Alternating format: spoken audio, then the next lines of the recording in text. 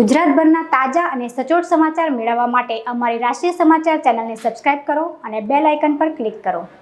Surat civil હોસ્પિટલમાં જન્મતાની સાથે જ દાખલ કરાયેલા બાળકને ત્યજીને પરિવાર ફરાર થઈ ગયું હતું।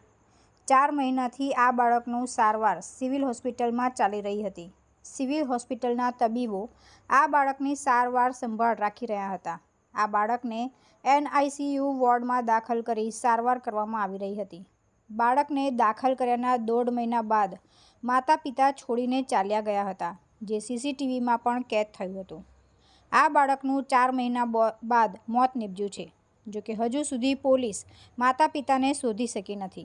સુરત સિવિલ હોસ્પિટલના તબીબ પ્રફુલભાઈ બામરોલિયાએ ગત 26 ડિસેમ્બર 2023ના રોજ ખટોદરા પોલીસ સ્ટેશનમાં બાળકના માતા અને તેના પિતા વિરુદ્ધ ફરિયાદ નોંધાવી હતી। ગઈ 30મી ઓક્ટોબરના રોજ એક નવજાત બાળકનો જન્મ કામરેજ CHC સેન્ટર ખાતે થયા બાદ વધુ સારવાર અર્થે નવી સિવિલ હોસ્પિટલ ખાતે રિફર કરવામાં આવ્યું હતું।